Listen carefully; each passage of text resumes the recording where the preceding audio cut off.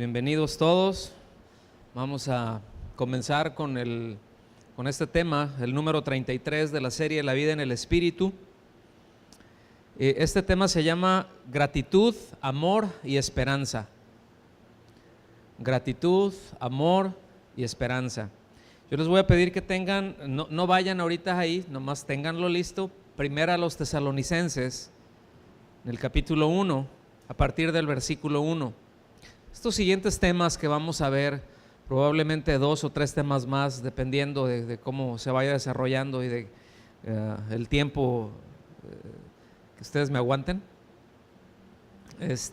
Para que la ubiquemos, está en Grecia, en la parte norte de Grecia, media norte de Grecia, sería como el Bajío. Pero era una iglesia muy importante, fíjense, muy importante, no solamente para Grecia, sino para Asia y para toda Europa y déjenme decirle, para América, porque fue precisamente por ahí por donde llegó el Evangelio a Occidente. Precisamente por ahí entró el Evangelio a Occidente, ¿sí?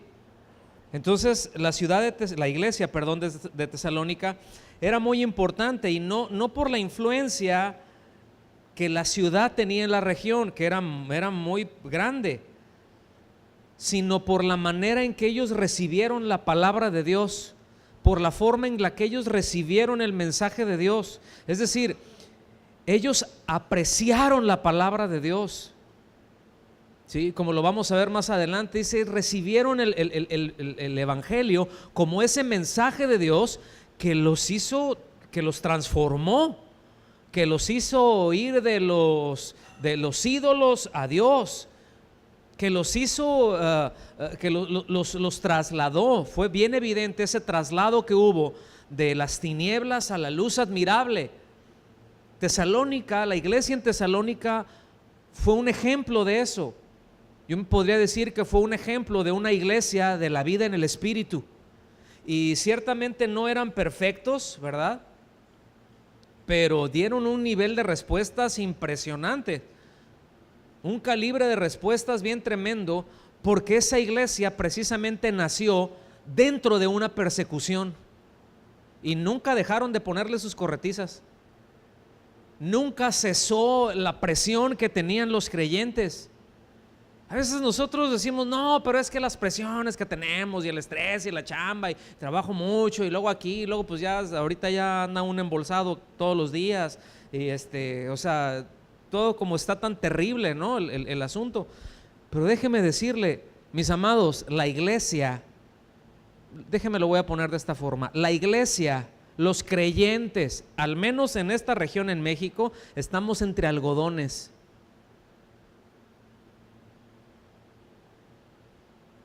Sí, el mundo está feo y hay presiones bien fuertes y en el trabajo y por todas partes hay dificultades y tenemos situaciones difíciles y de repente no nos alcanza y el recurso no nos llega y ya les tiramos por acá y nos queremos tapar la cabeza y se nos destapan los pies, ¿verdad? Porque no alcanza la cobija.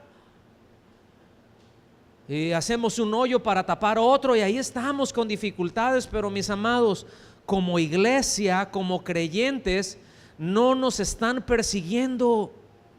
Nos podemos reunir cuantas veces querramos, podemos levantar nuestra voz, podemos adorar como hace un rato que lo hicimos. Qué precioso cuando adoramos al Señor con libertad. Qué precioso cuando decimos, ¿sabes qué? A un lado todas las cosas y si los frijoles se me quedaron allá en la olla un rato, pues que se quemen.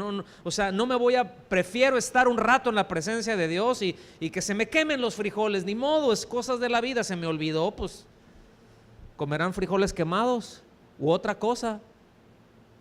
¿Sí me explico? Pero hay situaciones que luego traemos hacia esos tiempos en donde el Señor quiere que estemos como cuerpo ahí y disfrutarlo todos juntos, disfrutar todos juntos de Él. Disfrutar de su presencia es algo que debemos de hacer todos los días en lo individual, no una vez cada 8 días o cada vez que nos reunimos, sino todos los días. Pero el poder hacerlo juntos, qué maravilla. Ellos no tenían esta posibilidad. Eran grupos pequeñitos que se reunían y se movían y andaban ahí, pero estaban bien fervientes, ¿sí? Y repito, no estamos hablando de un grupo de creyentes que fueran infalibles, que fueran, pues sí, perfectos en ese sentido, pero repito, sí valoraron la palabra de Dios, sí valoraron la presencia de Dios, sí le dieron respuestas a Dios y fue muy evidente. Si nosotros vemos con detenimiento las dos cartas a los tesalonicenses, veríamos que el apóstol Pablo y su equipo, fíjense el equipo, traían una delantera impresionante, la más goleadora. Pablo, Timoteo y dice y Silas, ¿no?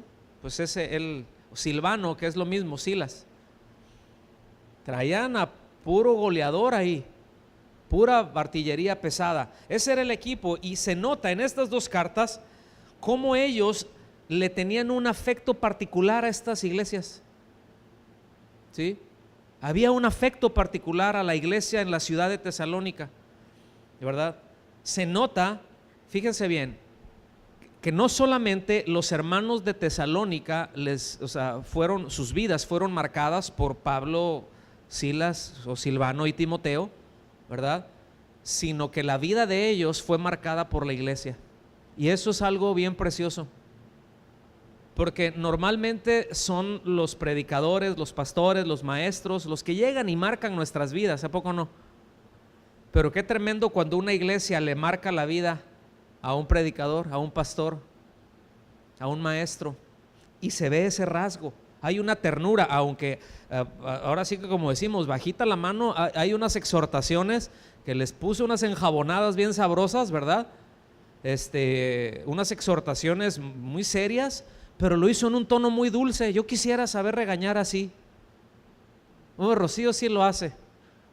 Alguien dijo, ¿quién? ¿Tú dijiste que regaña bonito? ¿O quién fue quien dijo? ¿A alguien que le pegó una arrastradita? No es cierto, ¿verdad? Pero poder decir las cosas que a veces se tienen que decir, pero de una manera tierna, con sabiduría, con gracia, de tal manera que la reprensión, que la exhortación, que la llamada de atención llegue y sea abrazada, y porque hay evidencia de que está hecha en amor, me explico. No es me molestó y ahora molesto, reacciono así, sino en amor. ¿Vamos bien hasta aquí? Muy bien. Entonces esta iglesia más o menos fue fundada alrededor del año 50 después de Cristo. Es decir, como unos 20 años, 15, 20 años aproximadamente después de la ascensión del Señor, ¿verdad? Es decir, ya la iglesia ya tenía operando más o menos hace tiempo, 15, 18 años. Fue durante el segundo viaje misionero de Pablo, ¿sí? O sea, no fue así como que luego ya voy, empezamos y rápido. A veces nosotros en la Biblia vemos de un versículo a otro, pensamos que es algo muy consecutivo o inmediato, y a veces de un versículo a otro pasaron 5 años, 10 años, ¿sí me explico? Entonces eso es nada más para darnos una idea de lo importante que era esta ciudad, ¿sí? Era una ciudad muy clave también en la parte económica, porque tenía unos astilleros muy importantes, es decir, construían barcos, estaba cerquita de los puertos y construían barcos ahí, y debido a esa ubicación que ellos tenían por así decirlo, una ruta comercial muy importante, porque la calle principal de Tesalónica iba hasta Roma, es decir, conectaba a Roma con Asia, fíjense. Entonces por ahí era el flujo. Y ustedes saben, ¿cuántos de los que están aquí, por ejemplo, han andado en empedrados? A ver, salúdenme. ¿Sí?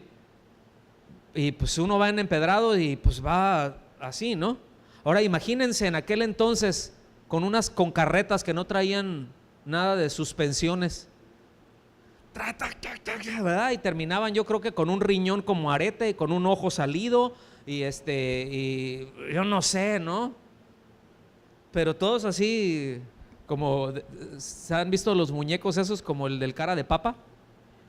No, así con todas las cosas volteadas, ¿no? pues eran muy lentos todos esos procesos, o sea, todo ese camino era muy lento. Y Roma, fíjense, algo que hizo Roma, hizo enlosados, o sea, como pavimentación. Entonces era mucho más rápido el pasar por las carreteras romanas, que algunas de ellas todavía están. O sea, sí eran buenos para la construcción. Deberíamos de mandarlos a hacer algunas aquí, porque luego aquí los baches están de a peso, ¿verdad? Ya no sabes si vas a caer en un bache o es un precipicio, ¿no? Ahí. Si es un bache o un lago, ¿no? Pero transitaban. Entonces, o sea, al punto es de que era muy importante. Era una ciudad muy importante. Al punto que había un dicho entre la gente, y sobre todo era así como que un orgullo, ¿no? Para los tesalonicenses. Ellos decían: mientras no cambie la geografía, Tesalónica seguirá siendo rica y próspera. Fíjense, mientras no cambie la geografía, pues en lo que estaban confiando, ¿no? Pero bueno, les voy a pedir que vengan a Hechos capítulos 17, por favor. Vamos a ver a partir del versículo 1. Esto es, nada más lo vamos a ver así, es parte de la introducción, es como el marco histórico del momento de la fundación, de cómo nació la iglesia en Tesalónica, que nos dé pues no hay muchos detalles, pero hay los suficientes como para poder, así como decimos, ¿verdad? Abuelo de pájaro, captar de qué se trata, cómo fue que nació la iglesia en Tesalónica.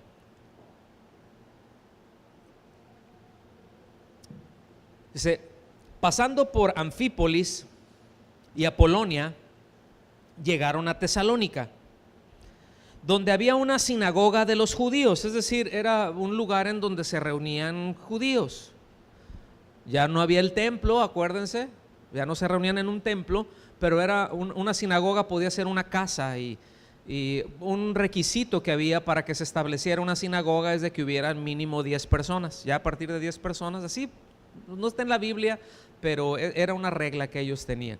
El caso es de que ahí se reunían más de ese número de personas, es decir, judíos a practicar, donde practicaban el judaísmo, se entiende, los días de reposo, ahí leían las escrituras, ¿verdad? La ley o la Torá, y ahí la leían, oraban, y había de todo. Eso no quiere decir que fueran precisamente creyentes, pero tenían más nociones. Donde había una sinagoga de los judíos, dice, y Pablo, como acostumbraba, ¿sí?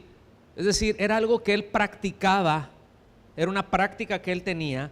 Dice, fue a ellos por 3 días de reposo y discutió con ellos.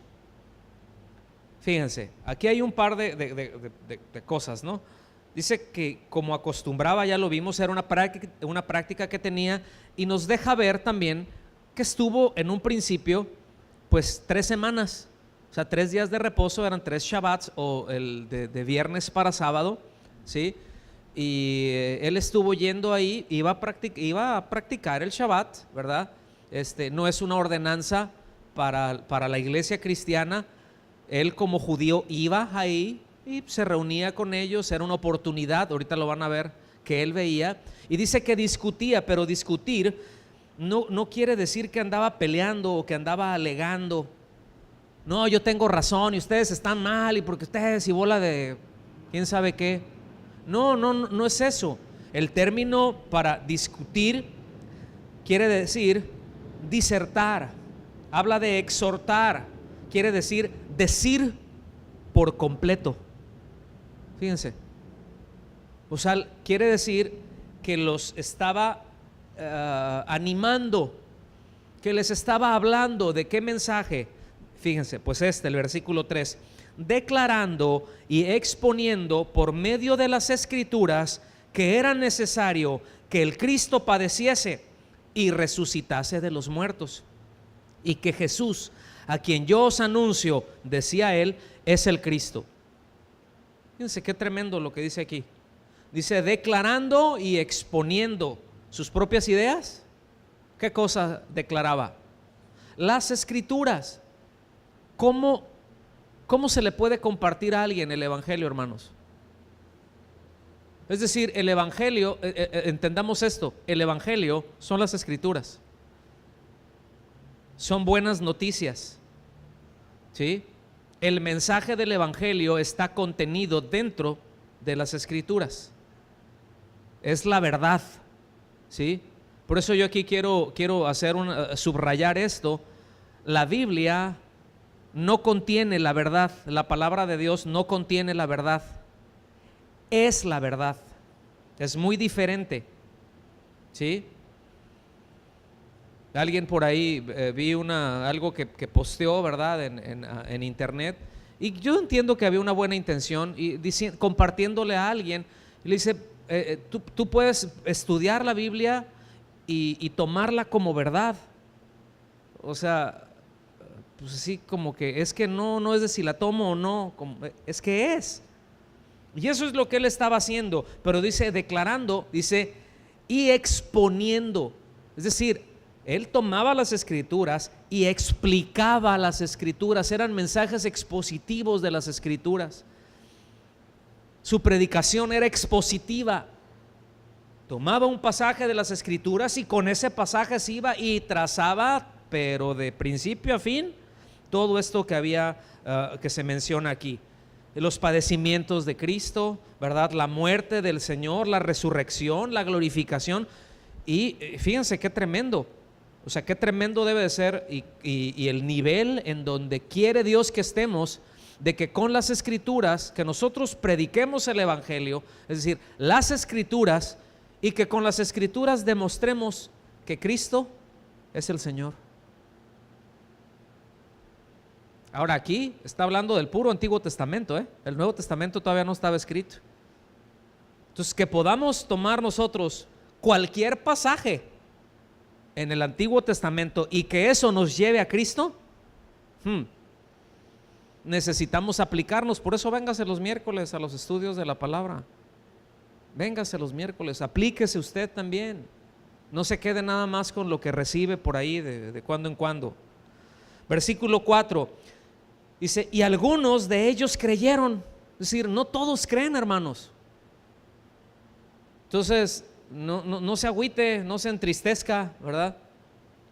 Cuando es que ya le prediqué y no se convierte y sigue y se pone bien duro, tranquilo. Nuestra responsabilidad no es convencerlos.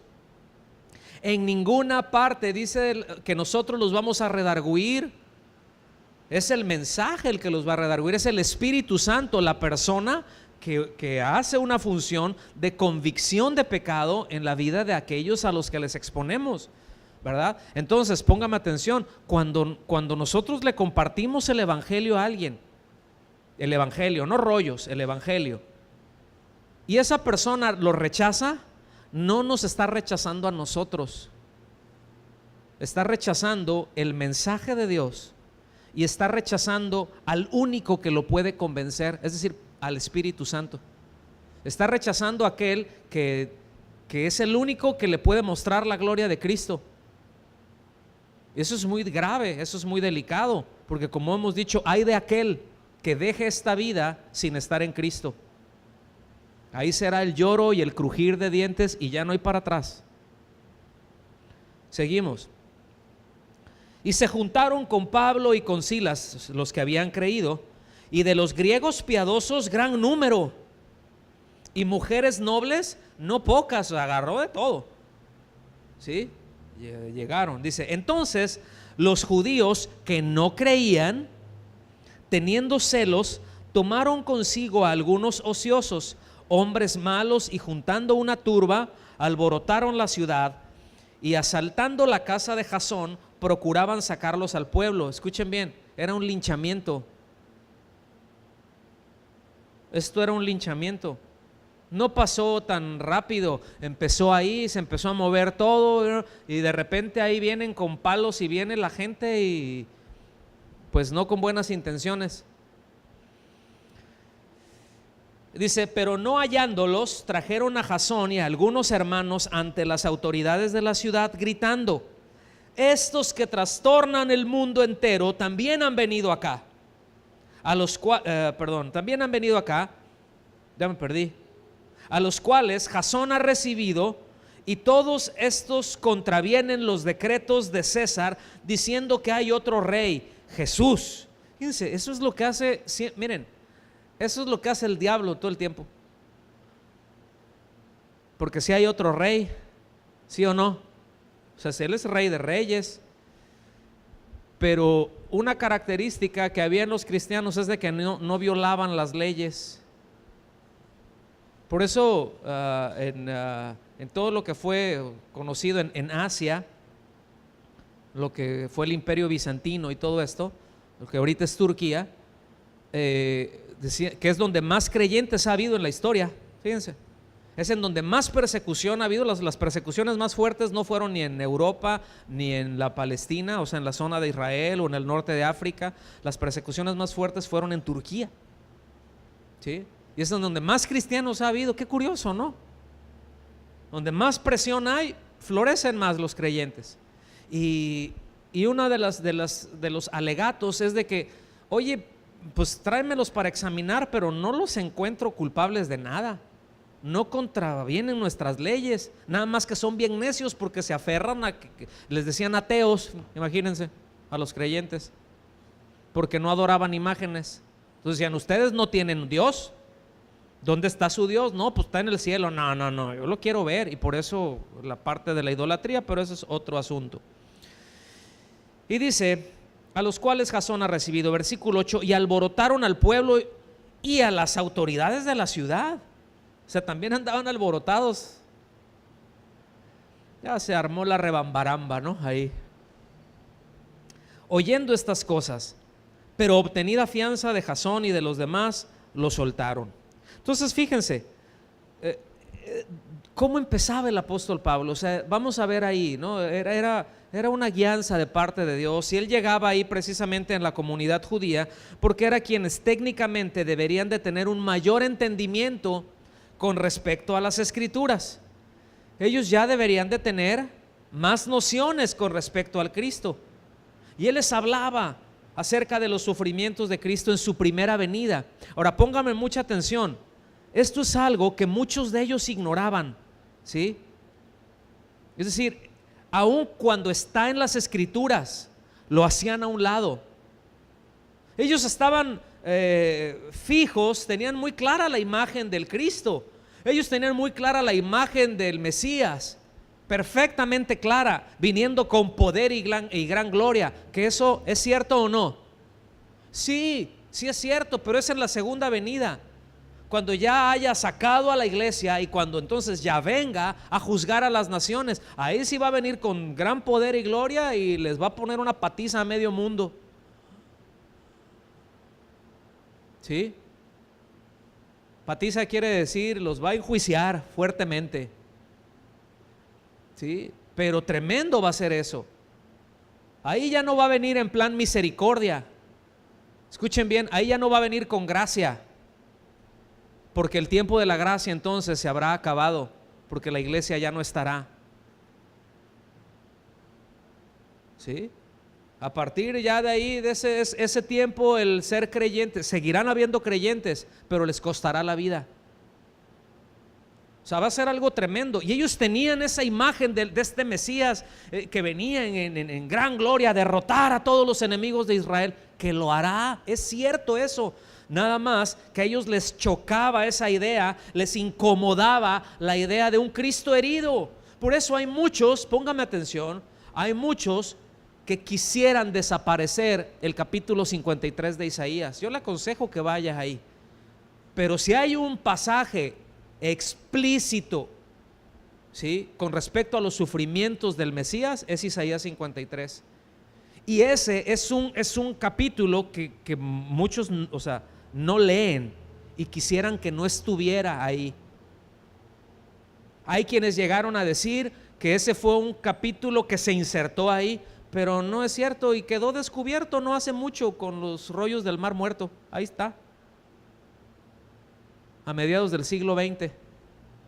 ¿Sí? Los que descubrieron en esas cuevas ahí de Qumran, ahí estaban los textos más antiguos. Y curiosamente, entre comillas, el mejor preservado el rollo de Isaías, el más antiguo que hay. Y ahí está. ¿Lo alcanzan a ver? Eso, el Señor, me gusta luego el humor del Señor para taparle la boca a los escépticos y a los que se levantan contra su palabra. Ah, sí, creen que todo está, y de repente, ¿verdad? Y les echa para abajo sus argumentos. Es impresionante el Señor. Pero repito, para ellos, ya los judíos a este momento estaban muy influenciados, ¿sí?, por la cultura grecorromana, que ellos presentaban a sus deidades, a sus dioses triunfantes. Ellos veían a un tronante Zeus, ¿sí? Y decían, no, pues ¿cómo vienes y me presentas a un Mesías que viene, llega, lo agarran, lo hacen sufrir, lo hacen pedazos y lo matan, lo crucifican como al peor ladrón, ¿sí? Y lo dejaron tan mal que murió en cuestión de horas, cuando normalmente a veces tardaban días en morir, pero lo dejaron tan mal que murió en cuestión de horas. Entonces, ¿cómo me dices que ese es el que va a venir a salvarnos? Mira a Zeus, mira a Poseidón, mira a nuestros titanes, pura mitología, ¿sí? Y a cualquier lugar que fueran, a cualquier lugar que se presentara el evangelio, siempre ha sido lo mismo. Allá con los nórdicos, no, pues mira a Thor, hijo de Odín, ¿verdad? No, el todopoderoso, ese sí. No, en su primera venida, humilde. Ellos perdieron de vista las escrituras con respecto al Hijo de Dios, ¿sí?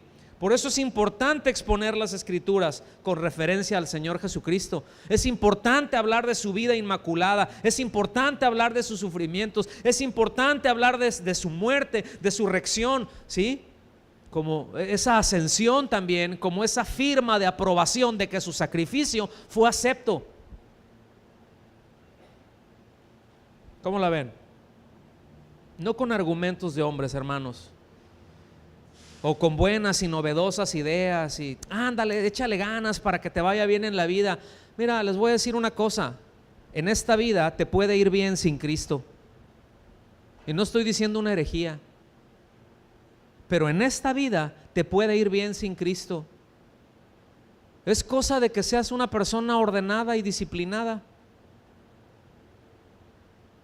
Puedes hacer buenos negocios e irte bien, ser una persona saludable, tener armonía con la familia. Yo conozco familias así, que son ordenadas, que, bueno, está bien, qué bueno. ¿Sí me explico? Pero la eternidad es otro nivel. Ese es otro asunto. Y es ahí en donde el Señor quiere que veamos. Entonces, esto se los digo nada más para que tengamos presentes que cuando compartamos el evangelio, no anclemos a la gente a las cosas de este mundo, sino que el evangelio, en donde tiene que estar anclado siempre, es en la eternidad,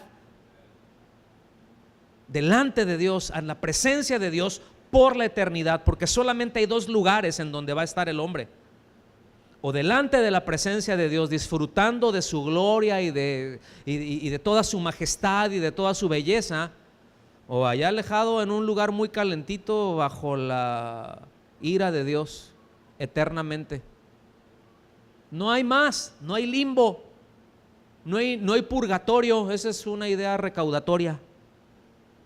No hay nada de eso. Hay dos lugares. Pues yo no estoy de acuerdo, yo no creo eso. Lo vas a descubrir, cosa de que te mueras. Todo hombre lo va a descubrir, tarde o temprano. Entonces mejor vámonos yendo por la derecha, ¿no? Y escuchen bien, en este sentido, así nace la iglesia ahí en Tesalónica, ¿sí? Vamos ahora sí ya al versículo 1. Primera a los Tesalonicenses, capítulo 1, dice: Pablo, Silvano y Timoteo, a la iglesia de los tesalonicenses. Escuchen esta frase porque es muy importante. Esta frase es una declaración en donde establece la igualdad entre el Padre y el Hijo, ¿sí? Es decir, personas distintas, iguales en deidad.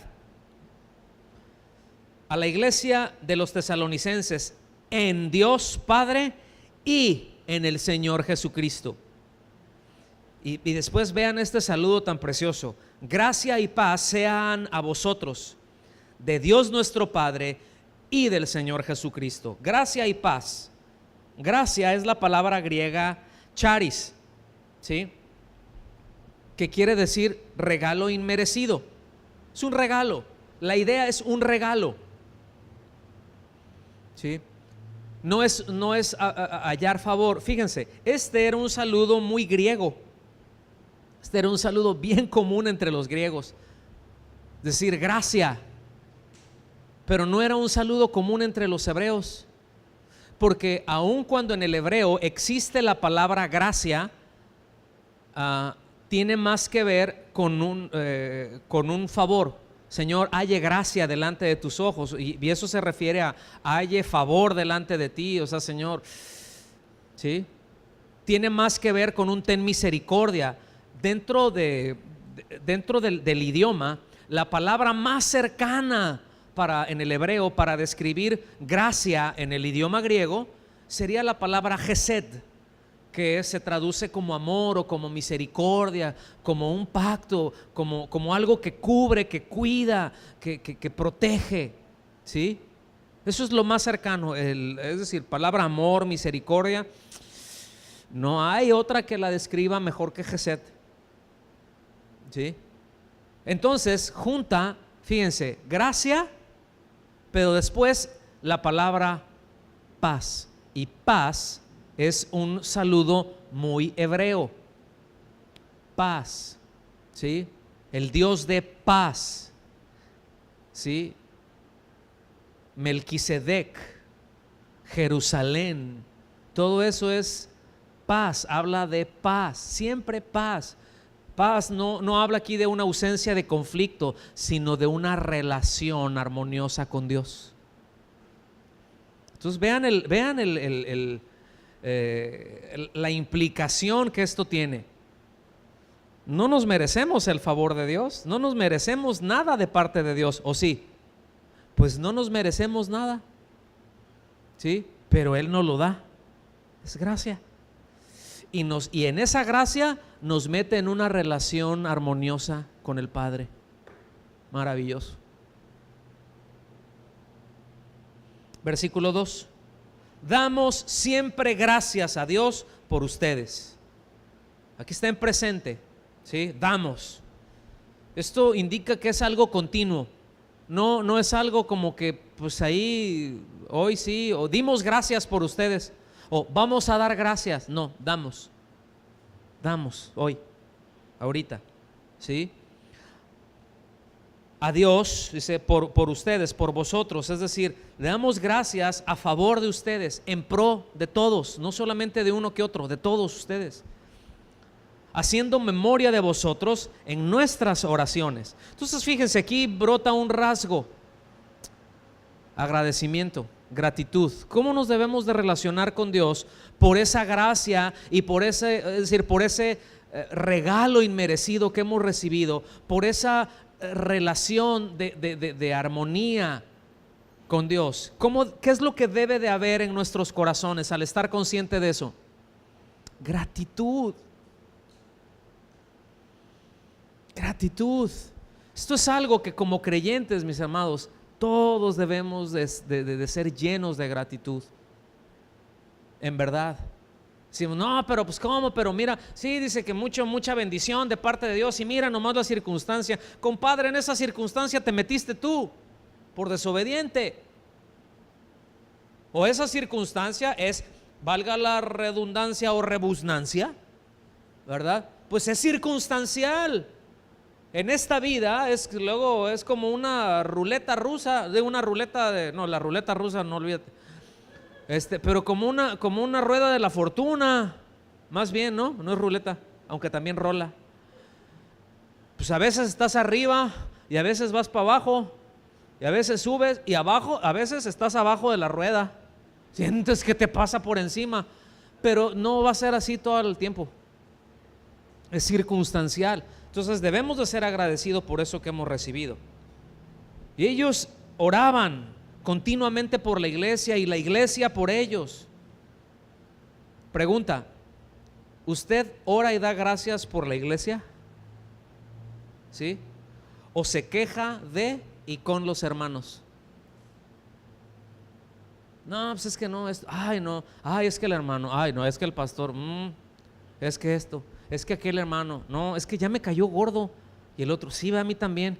Pues sí, pero no, pues nomás píntale la raya. Escuchen, eso es algo que es contrario a lo que vamos a ver ahorita, porque no permite relacionarnos con libertad.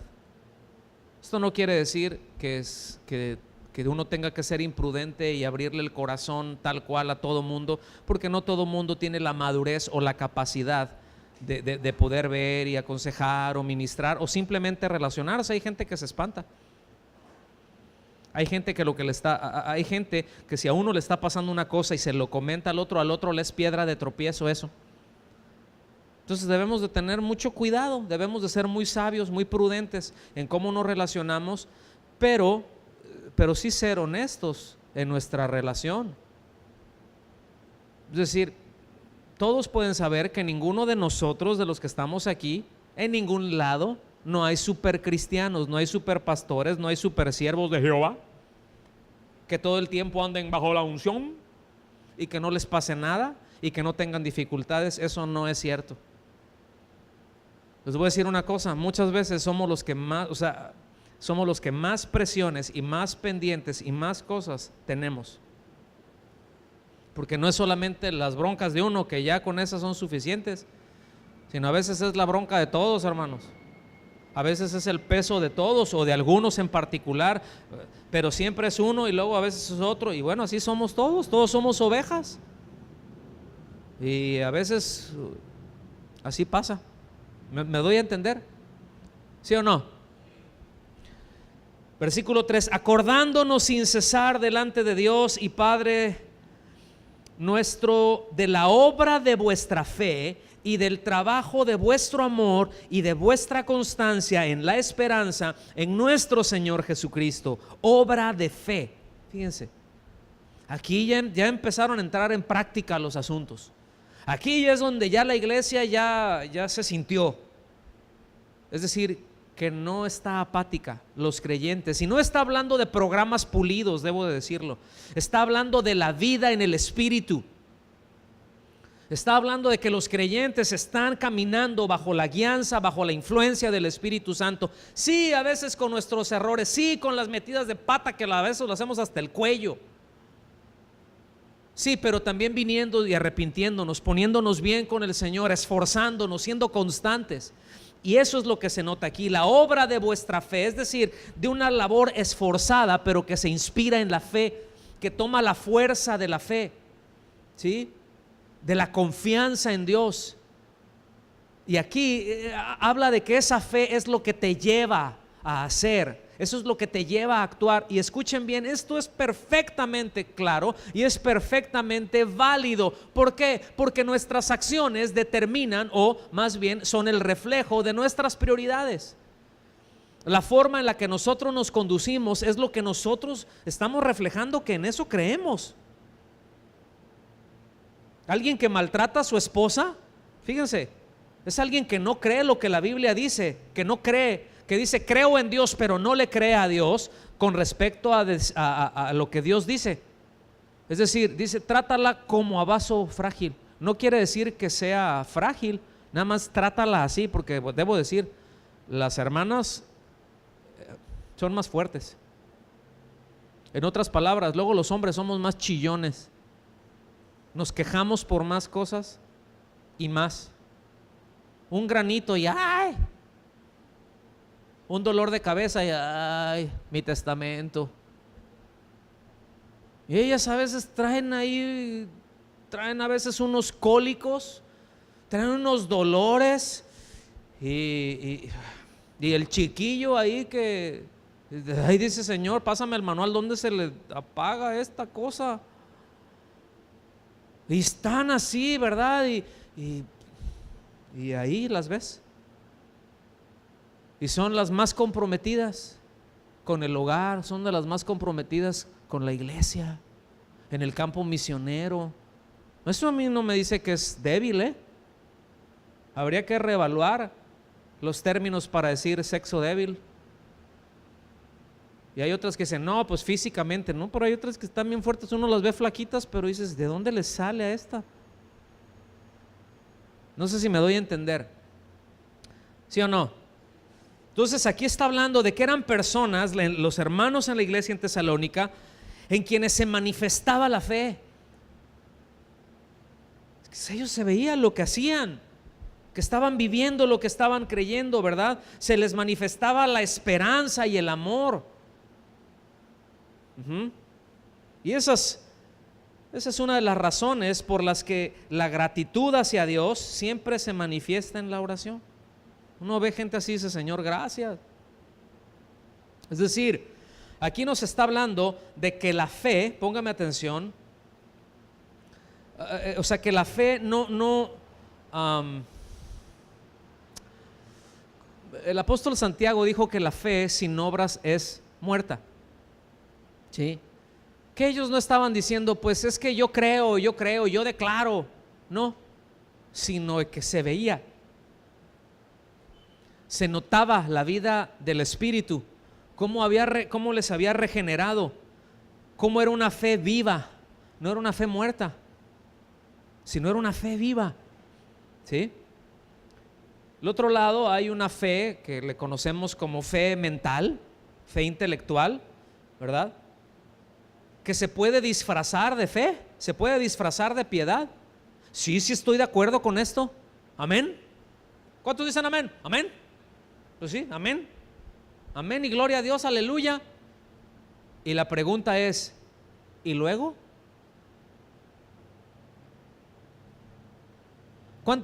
¿Hago una pregunta? ¿Cómo ven?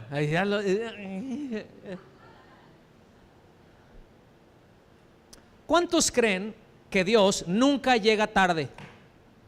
A ver, salúdenme los que creen que Dios es puntual. A ver, ¿los demás no tienen opinión o qué? La pregunta es, ¿y luego? ¿Lo alcanzan a ver? ¿Están de acuerdo con eso? Ahora, ¿lo creen?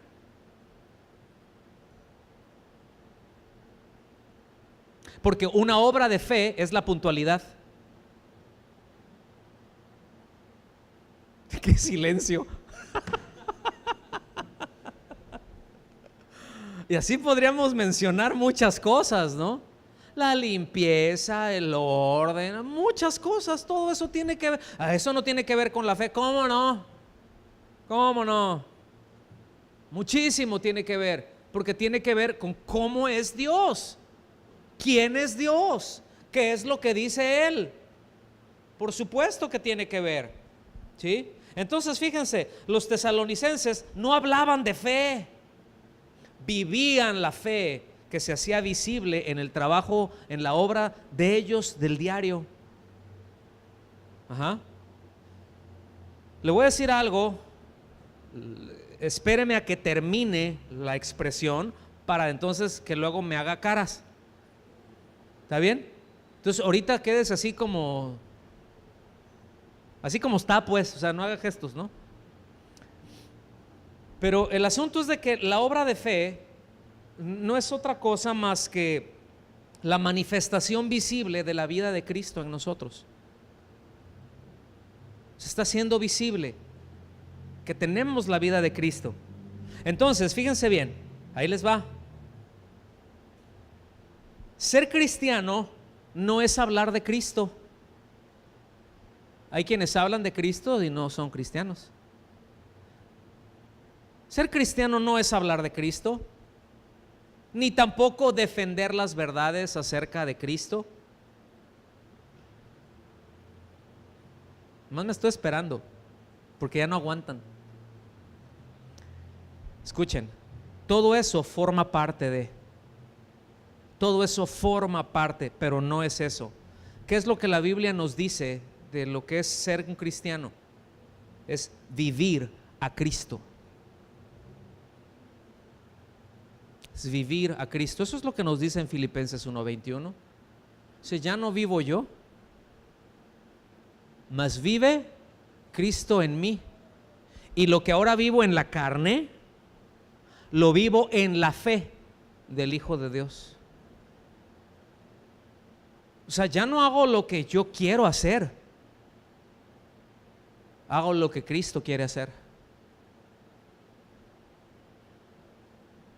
Y en eso incluye el hablar de Cristo a otros, por supuesto. Por supuesto, incluye el defender la fe, presentar defensa, como dice el apóstol Pedro. ¿Sí? Estar listos para presentar defensa con mansedumbre, de una manera bien sabia. ¿Ven la diferencia en eso? ¿Sí o no? Dice, del trabajo de vuestra fe y del trabajo de vuestro amor, es decir, que esa labor que ellos hacían era impulsada por el amor, que habían acciones que eran muy concretas. Póngame atención en esto, porque luego hay muchos que dicen, es que yo sí quisiera, y no solamente aquí, en cualquier otro lugar, pero esto es para ubicarnos. Oye, es que yo quisiera servir, yo quisiera estar haciendo, yo quisiera estar allá metido y sirviendo al Señor, y está bien, pero lo primero que tenemos que hacer es tener nuestra confianza en el Señor, estar viviendo a Cristo, amar a Cristo y amar a la iglesia. Y cuando usted está viviendo amando a Cristo, amando a Cristo, amando a Cristo, amando a la iglesia, miren, ni cuenta se da cuando de repente ya trae un ministerio detrás de usted. ¿Me explico con eso? Es como un tren. Un tren hay kilométricos, ¿sí o no? Bueno, ¿y en dónde están las máquinas? ¿Las vienen empujando? ¿Las traen atrás o en dónde traen el motor? ¿Dónde mueve a todas esas cientos de miles de toneladas? Está hasta el frente. Ahí a veces traen muchas máquinas, ¿sí? A veces traen 5, 10, 15 máquinas para jalar dependiendo del tamaño del tren, ¿sí? Y la ruta. Pero siempre las máquinas van al frente y lo van jalando. Y de eso se trata. Estar amando al Señor, la obra de que ese trabajo esté arraigado, esté fundamentado en el amor a Dios, en el amor a la iglesia, y empiezan a pasar cosas, porque te empiezas a interesar, porque empiezas a hacer, y eso se nota. Y cuando eso explota, mis amados, dentro de una congregación, toma una dinámica impresionante. Y no estoy hablando de programas pulidos, no estoy hablando de que si el ministerio de esto y luego pero de repente ya empiezan a surgir, porque es la misma inercia, es la misma vida de Cristo provocando cosas. Y luego ya nos ponemos de acuerdo de cómo hacerlo de una forma ordenada, pero ahí va, porque se está dando. No sé si me estoy dando a entender, ¿sí o no? Entonces la fuente, la motivación era el amor a Dios, el amor a la iglesia. No eran palabras nada más, eran acciones muy concretas. No era el evangelio social que establece que el reino de Dios se establece por medio de obras sociales. No era eso. Habían obras sociales, sí, por supuesto, le ayudaban al vecino, sí, por supuesto, se hacía aquello, se juntaban 2, 3 y pues ahí mira, aquí en la cuadra vive una ancianita que ya se le está cayendo el techo, casi se le achicharra la casa ahí porque ya los cables están pelones, ¿verdad? Y ahí de repente el hermano vio y se juntó con otro, ¿verdad? Y oye, ¿tú le entiendes a cosas de electricidad? Pues si no la vaya a dejar peor, ¿verdad? Luego por andar de acomedidos. Pero para arreglarle aquí a la vecina, fíjate que está peligroso, ya está muy mayor o no tiene las capacidades físicas y ¿cómo ves? ¿Le echamos la mano? Sí. Y se juntan de repente 2 o 3 y qué bendición que lo lleguen y tengan una iniciativa, vayan, bendicen a esa persona y al estar platicando ahí, ven otras necesidades o les llevaron una comidita, no sé, no lo sé. Pero eso es parte de la dinámica que está fundamentada, y no lo están haciendo porque quieren ganar a gente para Cristo, porque quiero llevar a esto, porque quiero mostrar acá. No, simplemente es porque estoy amando a Dios y porque estoy amando al prójimo. Pues simplemente lo hago porque Cristo lo haría, porque está eso en mi corazón hacer. Y no tengo otra intención más que el Señor sea glorificado y que Él pueda actuar y bendecir a esta persona. Ese es mi deseo. ¿Cómo cambia el asunto, verdad? Ahora multiplique eso. Era una iglesia impresionante, hermanos. Vamos a verlo. Habla de la constancia en la esperanza. Es decir, no solamente que tenían aguante, pero había tiempos bien difíciles. Repito, lo que estaban viviendo, ¿sí? No eran intermitentes, ahorita sí, mañana no, y pasado lo más seguro es que quién sabe. No, eran constantes. No eran cristianos de circunstancia, sino no, ahí estoy, llueve, trueno, relampaguee, ahí estoy, veo cómo le hago, pero ahí estoy. Y sobre todo en esa manifestación de su fe, en esa manifestación, ¿sí me explico? Cómo su fe estaba siendo visible, aún, repito, en medio de circunstancias adversas. Iban y les ponían unas corretizas y esto los bendecían. Imagínense, yo les he mencionado acerca de Policarpo, discípulo del apóstol Juan. Ya todo un anciano, alrededor de 90 años, llegan para allá a apresarlo, y el Señor ya le había dicho, ya estuvo bueno, ya no andas corriendo, ya es tu tiempo, ¿verdad? Y todavía llegan y los demás ya se querían poner picudos y le dicen, no, denles de comer, refresquen, pasen, les siéntense, muchachos, a los soldados, a los que los iban a ejecutar. No, tranquilos, yo me voy a ir con ustedes, no, deben de venir cansados. Si están haciendo su trabajo, está bien, o sea, no hay ningún problema. Ahorita nos vamos, coman y estén bien. No han de estar cansados. Qué calibre de cristianos, ¿eh? ¿Qué diríamos de un jefe que tenemos así? ¿Cuántos no levantan la mano? ¿No? Pero que luego puede ser que tengas un jefe que sea así como un tipo ajo atravesado, ¿no? De esas personas que ves que está sonando el celular y no, o sea, quisieras como que de repente en tu carne, como mandar un código y que se le funda su teléfono, ¿verdad? Hacerte ilocalizable. Pero cuando lo atiendes y cuando aún es difícil de soportar, lo bendices y estás con una buena actitud. Y aún cuando te dice cosas y te está maltratando, no levantas, no, voy a defender mi dignidad. Quedas callado y no dices nada. Ni sí ni no, nomás te quedas callado. Y cualquier palabra que sale de ti hacia esa persona es amable, es para el bien de esa persona. Qué cambio, ¿no? Mis amados, de eso se trata, ¿eh? Y eso es lo que nos está diciendo aquí. Estas eran virtudes que destaca aquí el apóstol Pablo a los hermanos de Tesalónica: gratitud, fe, amor, esperanza. Eso es lo que lo llevó a ser una iglesia de mucho peso, de mucha influencia en la región. Vamos a verlos, versículos 4 al 6. Porque conocemos, hermanos, fíjense, hermanos amados de Dios, conocemos vuestra elección. Pues nuestro evangelio, cuando dice aquí el apóstol Pablo, nuestro evangelio no es mi rollo, o sea, el evangelio que nosotros predicamos, eso es lo que está diciendo.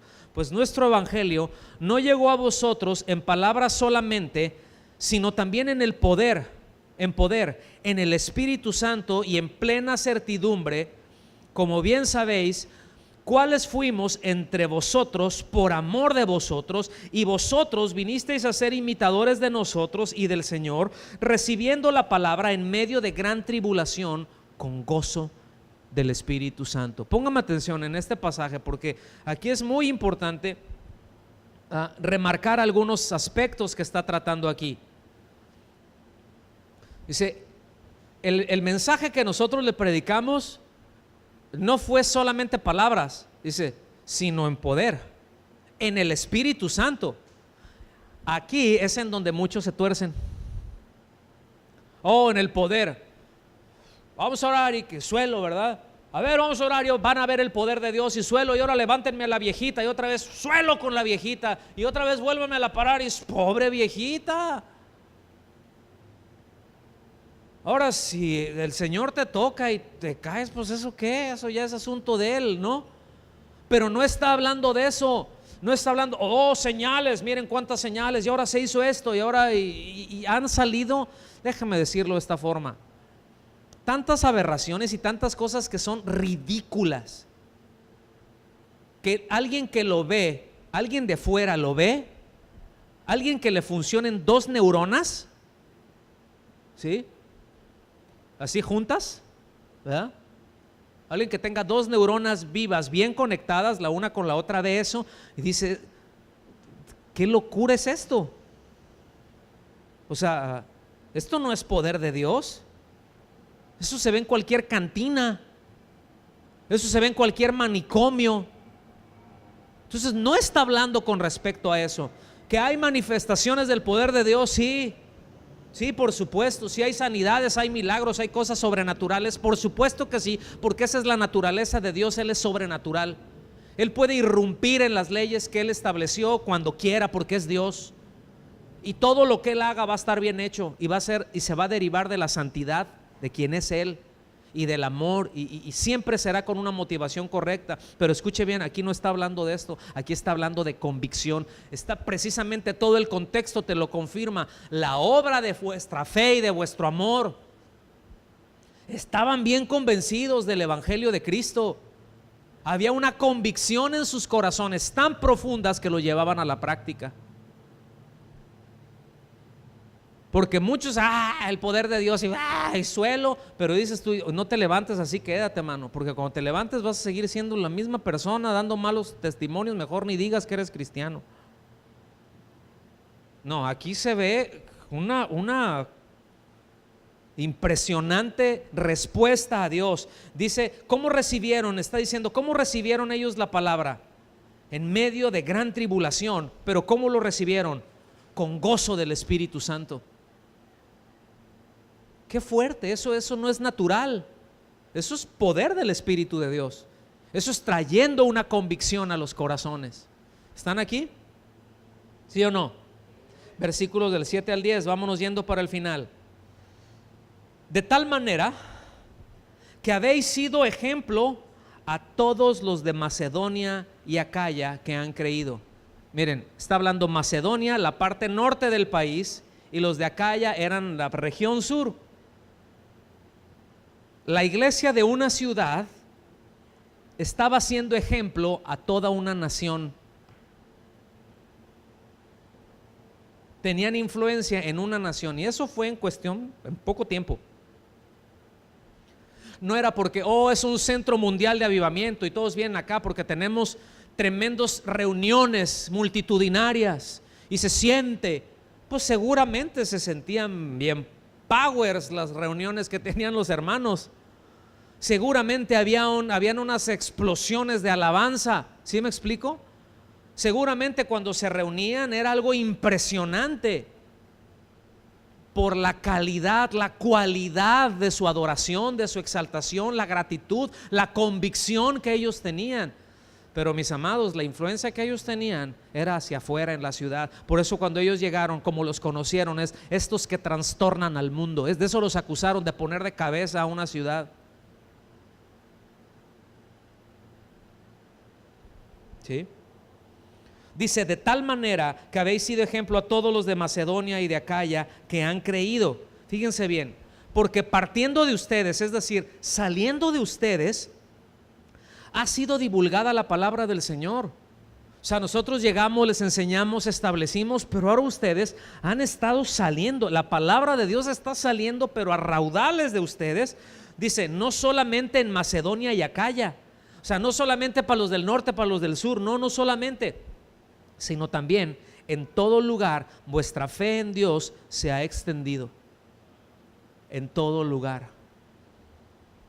Hacia Asia, los de Asia ya escuchaban, ya sabían de la fe de Cristo, ¿verdad? O la fe en Cristo a causa de los tesalonicenses.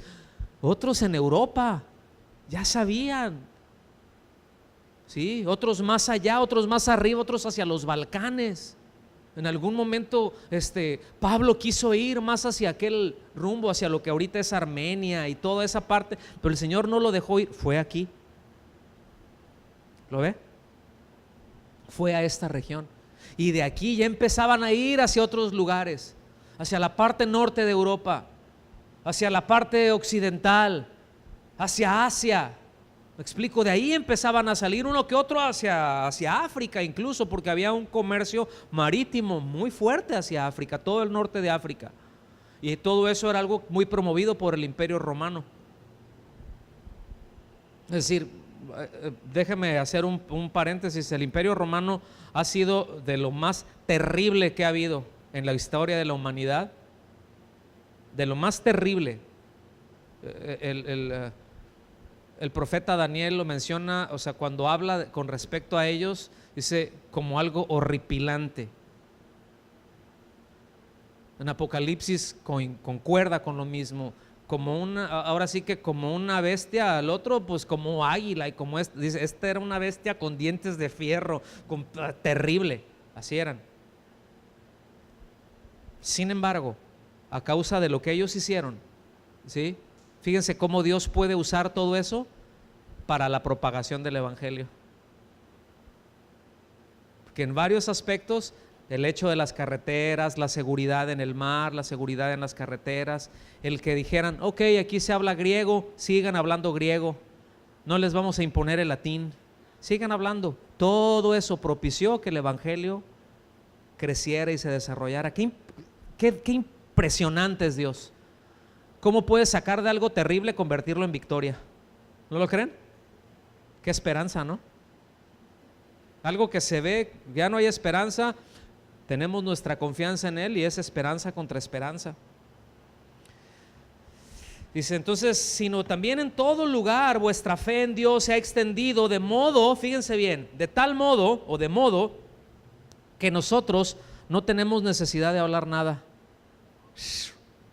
O sea, no solamente hablaban el evangelio, pero eran unas hachas en cuanto a doctrina. Ellos llegaban imagínate el apóstol Pablo, o sea, esto no lo está diciendo cualquier maestrín, no lo está diciendo cualquier maestro, dijera aquel, ¿no? No, que llegue a un lugar, o sea, ubiquen esto, él llega a una población, vamos a decir una aldea, lo que sea, y empieza a platicar con las personas, les empieza a compartir de Cristo, y de repente los empieza a escuchar hablar y dice, ¿estos quién les enseñó? O sea, lo tienes perfectamente claro, tienes perfectamente claro de qué se trata. Qué impresionante. Recuerden que el apóstol Pablo era de la forma que él enseñaba, exponía las escrituras, pero también él cuando se despidió más adelante en Hechos 20, ¿verdad? Cuando él se despide de los ancianos ahí de Asia, de la parte de Éfeso, dice, yo no he rehusado, ¿sí?, a enseñarles, a mostrarles, a predicarles todo el consejo de Dios. No se los he rehusado. O sea, yo les he dicho todo lo que veo en las escrituras, lo que el Señor me mostró, no lo he rehusado. Completo, no solamente un aspecto, lo más completo. Y eso es lo que él se encontró aquí. Y para que él dijera, no tenemos necesidad de hablar nada, estaban picudos los hermanos, ¿no? ¿Usted qué cree? Qué fuerte. Dice, porque ellos mismos cuentan de nosotros la manera en que nos recibisteis. O sea, resulta que ya hasta los conocían a ellos a la hora de estarles compartiendo. Bueno, ¿y a ustedes quién les dijo todo esto? No, pues un brother ahí que se llama Pablo, otro Silvano, otro Timoteo. Si venían 2, 3 más que no me acuerdo los nombres, pero qué tremendos, en serio. Entonces cuando ellos estaban hablando ahí, ¿y ustedes cómo se llaman? No, pues mira, Pablo, Silvano y Timoteo. Son los que nos dijeron los hermanos de Tesalónica. Y no tenían Facebook, ¿sí? No tenían Twitter, no tenían nada de eso. Dice, ¿y cómo os convertisteis de los ídolos a Dios? Para servir al Dios vivo y verdadero. O sea, el testimonio, no, nosotros vivíamos así, esta era nuestra manera de vivir, pero hubo ese traslado. Y ellos decían, no, pues sí, es evidente, se ve. Pero escuchen bien, no solamente hablaban de eso, de la transformación que el Señor había hecho en ellos, que era evidente, pero les hablaban de la esperanza que tenían. Y mis amados, ahí les va. y esperar de los cielos a su Hijo, al cual resucitó de los muertos, a Jesús, que nos libra de la ira venidera. A Jesús, que nos libra de la ira venidera. Y esto, mis amados, no es otra cosa más que, ok, yo estoy viviendo aquí y estoy viviendo de la manera que Él me dice, pero porque yo estoy esperando que Él venga y me saque de la iglesia, de aquí, me saque del mundo. Por eso, miren, ustedes han escuchado el término el rapto, ¿verdad? Hasta películas hay, el rapto. Yo me acuerdo de esa película, viejísima. ¿Sí? Pero rapto no es una palabra correcta, no es un término correcto, no está en la Biblia, porque rapto es algo ilegal. La Biblia no habla de rapto, la Biblia habla de arrebatamiento. La Biblia habla de sacar. No me voy a meter, es más, ni lo voy a mencionar mejor, para que empiecen acá. Pero habla de sacar del mundo. ¿Qué es lo que está esperando la iglesia? ¿Qué es lo que se le enseñó a la iglesia como un valor crucial, elemental, eje en su fe, eje de su día a día? ¿Qué era? Que seremos arrebatados, mis hermanos. Es decir, la conciencia de yo no pertenezco aquí, no me voy a poner muy cómodo aquí, yo no pertenezco a este mundo, matraca. ¿Sí? No puede este mundo ser mi hogar. Y ya no le pongo otro adjetivo que luego salió por ahí con otro par de pastores ungidos porque no se la creerían. No, es bueno, pero está chistoso. Pero no puede este mundo, o sea, no, me rehúso. Somos peregrinos aquí. Y aquí mientras viviremos como el Señor nos dice, tratando de caminar en santidad cada día, siguiéndole a Él. Sed santos porque vuestro Dios es santo. Sean santos en toda vuestra manera de pensar, en toda vuestra manera de actuar, apartados para el Señor. Sí, o sea, no le entran en los mismos rollos que le entra el mundo. Al cabo es que Dios es bueno, porque sí es bueno y es paciente, pero es santo. Eso no se nos debe de olvidar. Es paciente, es bueno y es santo, pero tiene límites. No es tolerante en el sentido de que no importa si no, es paciente, pero es intolerante al pecado, pero es paciente, da tiempo para que nos arrepintamos. ¿Se entiende esa diferencia? Sí. Estar esperándolo a Él, a ser sacados de aquí, mis amados, ser sacados, ser arrebatados de este mundo, que eso es lo que pasará. Y yo le doy gracias a Dios y les voy a decir una cosa, cada día falta menos. Cada día que pasa es un día más cercano está a que los creyentes, no estamos hablando de tal denominación o tal grupo, no, estamos hablando de los verdaderos creyentes, de los que verdaderamente han puesto su confianza en Cristo Jesús para el perdón de sus pecados. No solamente que han creído en Dios, pero que le han creído a Dios. ¿Sí? Y que serán sacados, no solamente librados de la ira venidera en el sentido del juicio, del día del juicio, porque ya está, fíjense, ese término, ninguna condenación hay para los que están en Cristo. Eso es lo que dice Romanos 8, ¿cierto o no? Aquí me voy a meter en, a lo mejor 2, 3 les va a brincar algo. Pero oye, en Romanos 8 dice, ninguna condenación hay para los que están en Cristo. ¿Cuántos están en Cristo? A ver, salúdenme a los que están en Cristo, Jesús. Ok, ya no hay condenación, ya fuimos librados de esa ira. Ya no hay condenación, ya hemos creído, ya estamos en paz, justificados pues por la fe, tenemos paz para con Dios. Entonces, ¿qué onda con esta ira venidera? Con esta ira venidera que vendrá al mundo. La Biblia le dice la gran tribulación. ¿Sí? Ya no estará la iglesia. En ese tiempo ya no estará la iglesia. ¿Sí? ¿Habrá creyentes? Sí.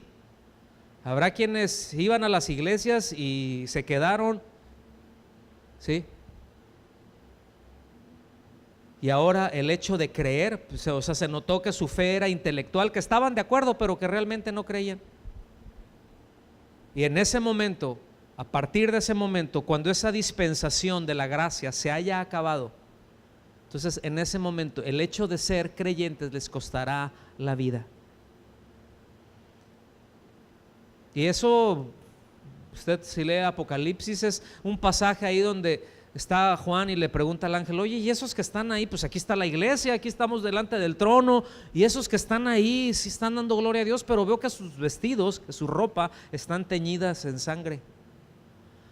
Pues esos son los que murieron a causa del testimonio de Cristo.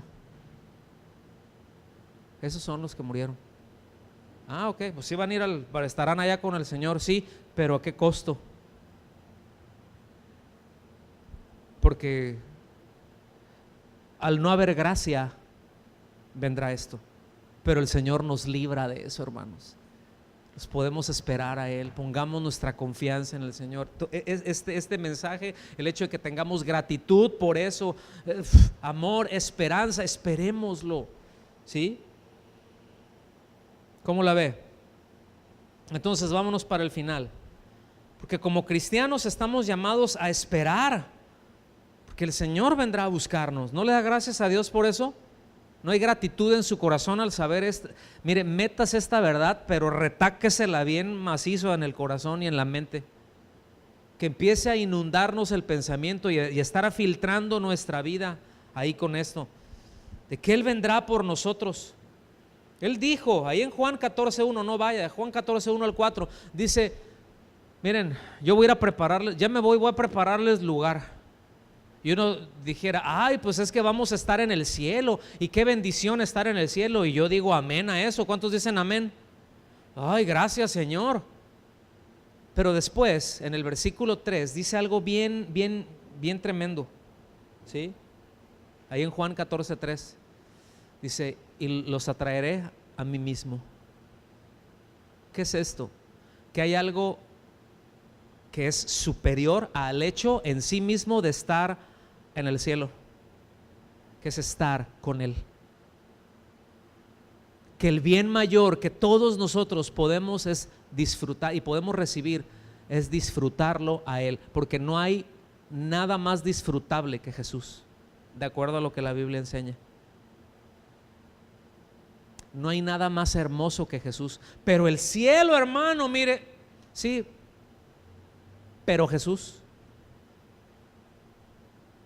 Pero, ay, qué impresionante, los ángeles, sí, pero Jesús, Él está por encima de todo y de todos, en belleza. Y de alguna manera, y con esto termino, de alguna manera, el salmista tenía así como que veía una puntita de eso, fíjense bien, cuando dice: una cosa he demandado a Jehová, y esta buscaré, que esté yo en la casa de Jehová todos los días, para contemplar la belleza de su santidad. O sea, todo lo demás sí, pero no, o sea, al punto de llegar a entender esto, quiero estar ahí y ver la belleza de tu santidad. Sí, todo lo demás, qué bueno. Sí, aquí está mi abuelita, sí, está bien, abuelita. Tu santidad. Todo lo demás viene a ser irrelevante ante eso, ante la belleza de Jesús. Y eso, mis amados, que nos llegue, que se nos meta en el corazón y en el espíritu, por favor. Meditemos en esto. No, sí, que bien, okay. No, meditemos en eso, pensemos en eso, tome tiempo para pensar en eso. En el día, en la noche, a la hora que sea, cuando se esté bañando, cuando esté en el baño, cuando sea, pero tome tiempo para meditar en eso, la belleza de su santidad. O sea, una cosa he demandado, o sea, es decir, algo que está por encima de cualquier otra demanda que yo tenga, una cosa que está por encima de cualquier otra necesidad que yo tenga. Tengo otras necesidades, sí, y pues sí se las pido, pero hay algo superior a eso, que es eso. Y es ahí en donde el Señor nos quiere llevar.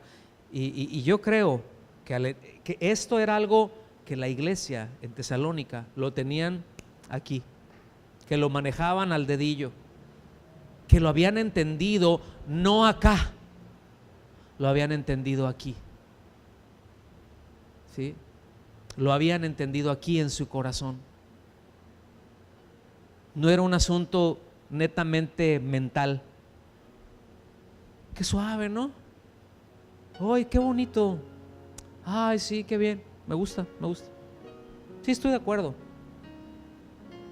No, era algo mucho, mucho, mucho, muy superior. Ellos entendieron que el Señor, toda la esperanza, a donde el Señor los vinculó, a donde los enganchó, no fueron a las cosas que vendrían. Él los enganchó a la esperanza de estar con Él. Y es ahí en donde Él nos está enganchando. ¿Cuántos están enganchando el corazón? No nada más con las cosas buenas que vendrán de parte de Dios. En esta vida, miren, van a venir cosas buenas, sí. Van a venir otras cosas difíciles. En esta vida vamos a tener tiempos muy dulces, sin duda, sin lugar alguno. ¿Sí?